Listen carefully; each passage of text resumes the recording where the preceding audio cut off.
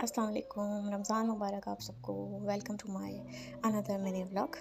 तो रमज़ान का चाँद देखने के बाद हम थोड़ी सी देर के लिए निकले बाहर बेबी को लेके।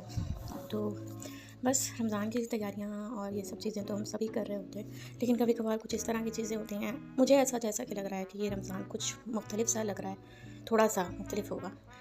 जो वो लोग जो हमारी ज़िंदगी का हिस्सा थे ना, जिनकी मौजूदगी की हमें आदत थी, वो अब शायद नहीं रहे हमारे साथ।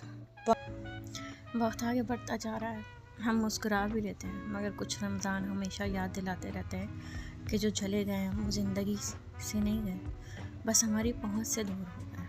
हमें नज़र नहीं आ रहे, लेकिन है तो वो हमारे साथ ही। अफ्तार पे दस्तरखान भी वही होगा, हर चीज़ हर तैयारी वही होगी, लेकिन कुछ जगहों पर खामोशी से खाली होंगी। वो खालीपन नज़र नहीं आएगा, मगर दिल उसे हर लम्हा महसूस करेगा। किसी की मुस्कुराहट अफ्तार से पहले पूरा माहौल बदल देती थी, और कोई सिर्फ हमारा कैसा है पूछकर दिल हल्का कर देता था। अब ऐसा कुछ भी नहीं है। हम अकेले खुद को बहुत तकलीफ़ में महसूस कर रहे हैं। हम हमेशा यही समझते रहते हैं कि बहुत वक्त है, अगला रमज़ान भी होगा, अगली ईद भी होगी, अगली मुलाकात भी होगी, लेकिन वक्त ने हमें ये नहीं बताया कि वो किन लोगों को खामोशी के साथ अपने साथ लेके जा रहा है। हम इंतज़ार ही करते रह जाते हैं, ना हमारी अगली मुलाकात होती है, ना वो रमज़ान की मुबारकबाद होती है, ना इस तरह का कोई भी कुछ होता है। और ईद के दिन कुछ नंबर ऐसे भी होंगे जो फ़ोन में महफूज होंगे, मगर उन उंगलियां उन्हें डायल करने से रुक जाएंगी, क्योंकि दूसरी तरफ हेलो कहने वाली आवाज़ मौजूद नहीं होगी।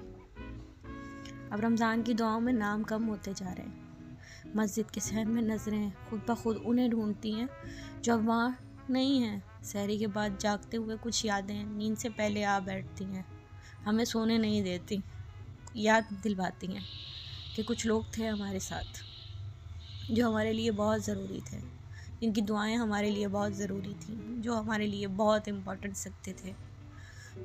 मस्जिद में सफ़े भरी होंगी, सजदे भी होंगे, दुआएं भी होंगी, लेकिन कुछ चेहरे जो हमेशा साथ नज़र आते थे अब सिर्फ यादों में दिखाई देंगे।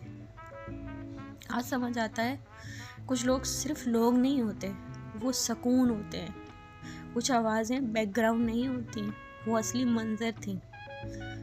और जब वो आवाज़ें चली जाती हैं तो ज़िंदगी चलती रहती है, रुकता कुछ भी नहीं है, सब कुछ वैसा ही लगता है, मगर दिल को समझ ही नहीं आता आखिर कमी कहाँ है, कहाँ हम अधूरे से हो गए, कहाँ हमें ऐसा महसूस हो रहा है कि वो नज़रें अब हमें ढूंढ ही नहीं रही हैं, लेकिन हम उन्हें ढूंढ रहे हैं। हम चाहते हैं कि वो हमें नज़र आए, उनकी आवाज़ सुनाई दे। ईद पे फ़ोन करें तो वो एक मोहब्बत, वो दुआओं वाला फ़ोन इस साल नहीं होगा। बहुत सारी चीज़ें इस साल बदल गई, कुछ चीज़ों ने दिल को बहुत तकलीफ़ पहुंचाई, लेकिन फिर भी कहीं ना कहीं एक शेल्टर टाइप फील होता था, एक दुआओं का शेल्टर था। वो शेल्टर नहीं रहा, वो तकलीफ़ जैसे बढ़ती चली जा रही।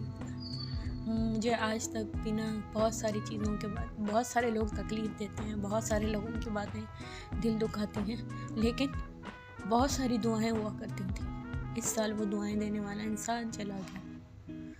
अल्लाह ताला उन्हें जन्नत में जगह दी, करवट करवट जन्नत है।